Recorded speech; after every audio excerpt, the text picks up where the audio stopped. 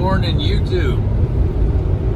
We're getting started, getting out here today to go do a yard debris job. It's a big one. It's a ravine in a forest. They own the land. They're actually pretty wealthy houses. These are pretty big houses. Anyways, the driveway itself is like in a forest. It's pretty crazy.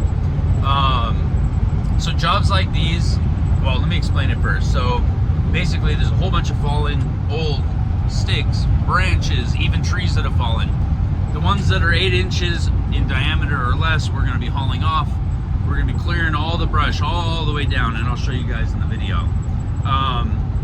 how to price it, because I know a lot of people are going to ask that, so I want to throw this in there. We do it by the truckload, and I explain this and I tell them, because we went out there and we already bid it, and so I've already talked to them, but given the job I thought I'd make a video. So I looked across the whole thing and I said, look, there's no way to tell how many loads this is going to be. We've filled it up for this much, and this might take us a couple days. So they're cool with it. We're going to go in there, we're going to fill the truck and go dump, and fill the truck and go dump, and I'm going to try and get it on video and you guys can see the job. But basically, my advice is when you get a bigger job and you don't know how much it'll fill, instead of shooting yourself in the foot and doing like a set price, just tell them, hey, this is what we fill for. It's really hard to make an estimate. And then if they don't agree to that, sometimes they do, okay? And we call that carte blanche. So that means blank check. So if we have carte blanche on a job, it's like, hey, however many truckloads it is, go and we'll fill it. Then we can do that. If they don't want to do it that way and you have to come up with a fee, make sure your fee is high enough that it's worth it, and that if you screw up, or at least you know that you're not going to screw yourself, or at least tell them, hey, this is what we'll do. We'll do 3 truckloads, and if it's more than that, we'll come tell you. There's lots of different ways to handle it, and that's another way you can do it. You can tell them, hey, we'll go to 2 truckloads. We'll tell you when it's 2, or once we, we'll fill up to 2 or 3 truckloads, and if it's going to be more than that, and once we have a better idea, we can let you know, something like that. But usually on the bigger jobs, you just want to say, look, this is going to be multiple truckloads. We're going to fill. We'll document each truckload. I take pictures of each truckload. I even do a video, and I just say, hey, sending off the first load now, so on and so forth. We have GPS trackers for the truck that we used to use. I got rid of those, but I would use those to show that we went to the dump and back. There's lots of different ways you can do it. I got rid of the GPS trackers because it just wasn't worth it for me. To pay the monthly fee for what? I was supposed to, the reason I wanted it, the reason I really liked it, is because customers were supposed to be able to see where the truck was at all times. It was poor user interface. They were not able to get in there and see where the truck was at all times. It wasn't working the way I wanted, so I just bailed on it. But it is something you can do. If you have a better system that somebody offers you that does that, and you're using GPS, you can show that for how many loads you did. Oh, the other thing that I do, I don't, I tell them, and I told these guys too, I said, I check out at the end of every day. I don't build up a big tab over 2 or 3 days and then charge them. We always tell them very clear, hey, we close out at the end of each day. So if we do 2 truckloads today, we'll be there to check you out before we leave and finish 2 truckloads, and then we'll be back tomorrow to keep going. We do it daily. We check them out daily, and that avoids contracts and having to write up things like that, or the big problem, they don't pay you. There's lots of junk removal guys that I talk to, and they're like, yeah, Dave, I'm still trying to collect on something 3 weeks ago, or so on and so forth. And they're businesses. These are actual businesses that are stiffing them for the money, like big businesses.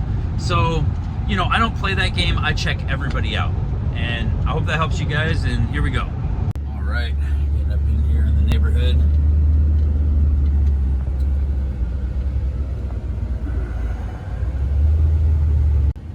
Driveway here, cobblestone. It's beautiful.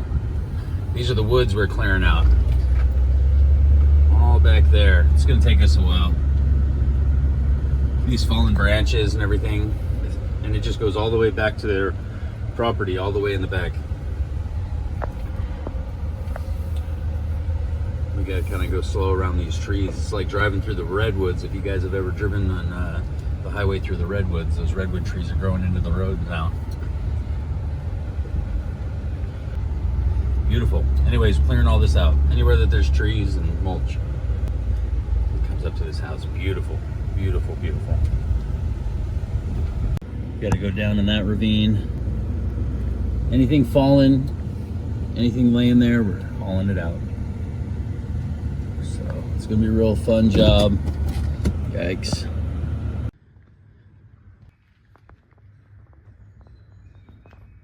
Well, I don't know if you can hear the birds. Big one stays out there. It begins.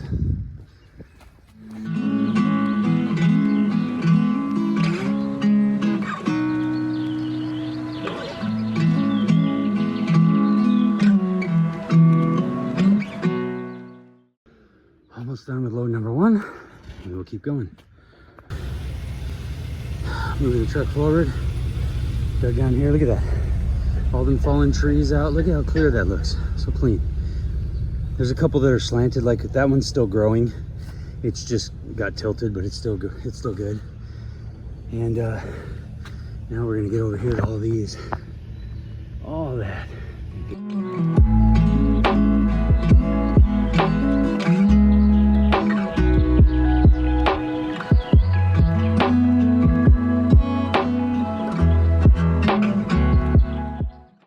We're gonna do all this next and getting out of here. All right, nice neighborhood, man. This is a beautiful neighborhood. Here, this one looks like a castle, the way it's built.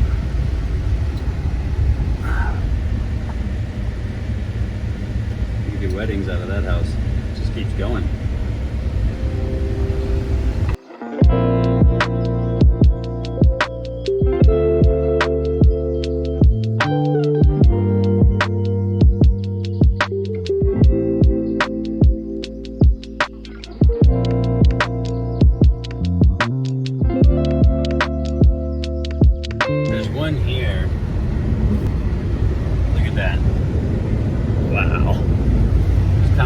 We're out on the highway, but got some nice houses out here.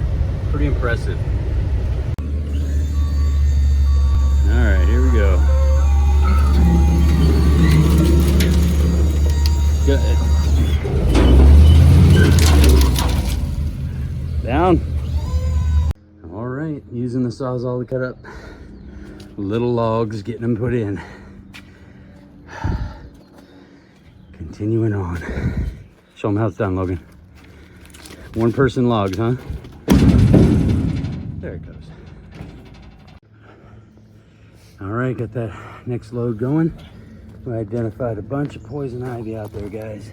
Leaves of 3, let them be. Poison ivy, be very careful. It's kind of everywhere. So definitely got to be careful of that. But we got all the way through the ravine. He's very happy back there. There's some sticks in the background covered in poison ivy. He said leave them. We made it all the way to these logs up here, and we got all the way up there to go. We're gonna finish it tomorrow. What a beautiful area to do work in. It's nice and cool, mid-60s today. So nice. Look at that. Don't be afraid of hard work. Get out there and work hard. The harder you work, the luckier you get. That and prayer. God will take care of you, okay? Not for greed, but for need. I'll see you guys later.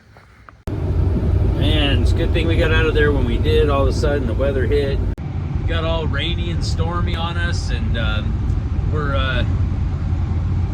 shoot, man, I think that was like our 4th, 5th job today. We also had a whole bunch of jobs. You got to space those out when you get bigger jobs. You got to space them out. We're gonna finish that one up tomorrow. I'll get another 2 loads out of it, I'm sure.